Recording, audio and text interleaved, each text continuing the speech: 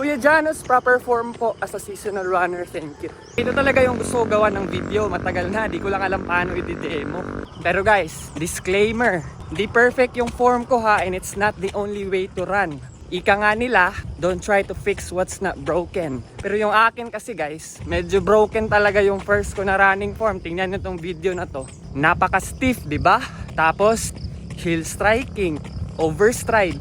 So marami akong binago sa running form ko over the past 2 years. Kaya yung i-share ko sa inyo ngayon, galing lang to from my personal experience, research, mga nakikita ko sa YouTube. Hindi ako running coach ha, pero ito yung mga tingin ko na fundamental to a proper running form. Gagamitin natin itong mga example ng video ko habang naka-race pace or intervals. Wala kasi ako ibang clip.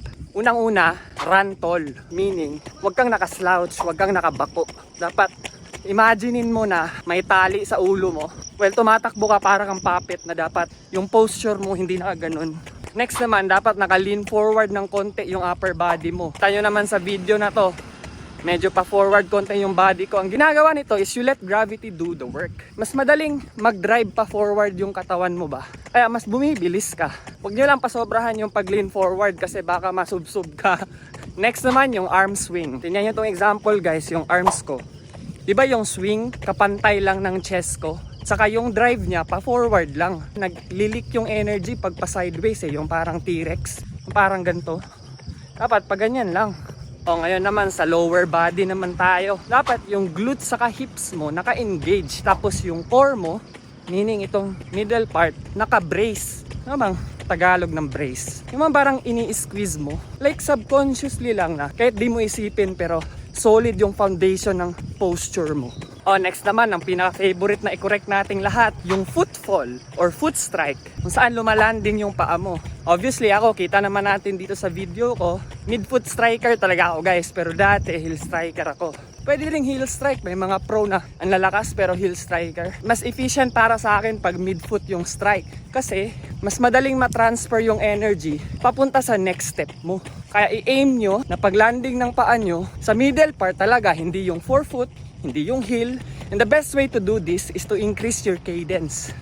Which brings me to my last tip about sa form. Ang ini-imagine ko guys, pag landing ng mga paa ko, so pag landing ng right mo, imagine mo na dapat iangat mo na agad yung left. That way, mas ma-promote yung leg turnover. At magiging mas efficient ka. Ganito tingnan yung form ko pag nag-easy run ako. Tinatry ko as much as possible na relax lang. And another way na discuss ko na to improve your form is mag-strides pagkatapos ng easy run. Gagawin mo, tatakbo ka ng mabilis for 20 seconds, full recovery, then repeat mo 4 to 6 times. Kasi maikli lang siya, pwede ka makafocus sa form mo habang binibilisan yung pace mo. At bago ko tapusin tong video guys, remind ko lang kayo na you won't magically fix your form overnight.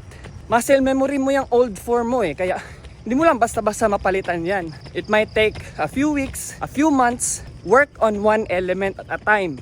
Like yung pag-lean forward, saka arm swing mo muna ang i-focus mo. Then cadence naman, hanggang everything will fall into place. Patience talaga ang best weapon dito sa sport na to guys. Thank you nga pala sa Naidro Gear for my running singlet. Grabe ang gaan. Ewan ko kung sa tech niya na parang bamboo mesh or sa materials. Basta ang sarap. Anyway, di ko na habaan. Yun lang. Bye!